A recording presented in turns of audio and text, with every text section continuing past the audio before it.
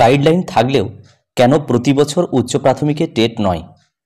School service কমিশনের জবাব তলব হাইকোর্টের। তো এরকম একটা প্রতিবেদন বর্তমান পত্রিকায় প্রকাশিত হয়েছে। আমরা মূল পয়েন্ট এখানে কি উঠে এসেছে প্রতিবেদন আকারে আমরা শুনে নেব।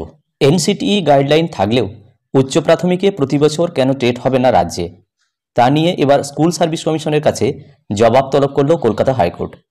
দক্ষিণ ২৪ পরগনার এক বাসিন্দা সহ মোট ৫ জন মামলাকারীর দাবি, এনসিটিই গাইডলাইন অনুযায়ী উচ্চ প্রাথমিক স্তরে প্রত্যেক বছর টেট আয়োজন করা বাধ্যতামূলক। এই গাইডলাইন থাকা সত্ত্বেও পশ্চিমবঙ্গে প্রত্যেক বছর টেট হয় না। তারা প্রত্যেকেই টেটে বসার যোগ্য, অথচ দীর্ঘদিন ধরে টেট না হওয়ার কারণে তারা সেই সুযোগ থেকে বঞ্চিত হচ্ছেন। বিচারপতি সৌগত ভট্টাচার্যের সিঙ্গেল বেঞ্চে মামলার শুনানিতে মামলাকারীদের তরফে আইনজীবী সুদীপ্ত দাশগুপ্ত দাবি করেন, পশ্চিমবঙ্গে উচ্চ প্রাথমিকে শেষবারের মতো টেট অনুষ্ঠিত হয়েছিল ২০১৫ সালে। তারপর থেকে আর কোনো টেট হয়নি, অথচ প্রত্যেক বছর টেট করার গাইডলাইন রয়েছে। ফলে বহু যোগ্য প্রার্থী বঞ্চিত হচ্ছেন।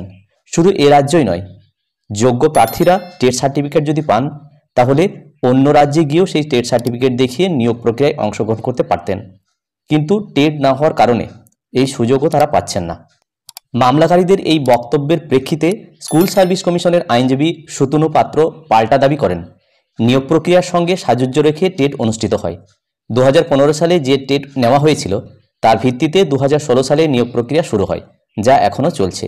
ওই নিয়োগ প্রক্রিয়া শেষ না হলে কিভাবে নতুন করে টেট নেওয়া সম্ভব? এছাড়া তিনি মামলার গ্রহণযোগ্যতা নিয়েও প্রশ্ন তোলেন। বিচারপতি ভট্টাচার্য তখন জানিয়ে দেন, মামলাকারীরা নিয়োগ প্রক্রিয়া নিয়ে কোনো প্রশ্ন তোলেননি। তাদের বক্তব্য, এনসিটিইর গাইডলাইন থাকা সত্ত্বেও কেন প্রতি বছর টেট নেওয়া হচ্ছে না। এরপরই বিচারপতি নির্দেশ দেন, বিষয়টি ৪ সপ্তাহের মধ্যে হলফনামা আকারে জানাতে হবে স্কুল সার্ভিস কমিশনকে। সেই সঙ্গে মামলাটির গ্রহণযোগ্যতা নিয়ে রাজ্য যে প্রশ্ন তুলেছে তা একেবারেই নাকচ করে দেননি আদালত। আগামী শুনানিতে বিষয়টি নিয়ে সিদ্ধান্ত নেওয়া হবে বলে জানিয়েছেন বিচারপতি। তো এরকম একটি প্রতিবেদন বর্তমান পত্রিকায় প্রকাশিত হয়েছে। আমি প্রতিবেদনটি হুবহু এই ভিডিওর মাধ্যমে শেয়ার করার চেষ্টা করলাম। ভিডিওটি সকলকে দেখার জন্য ধন্যবাদ। সকলে ভালো থাকুন, সুস্থ থাকুন।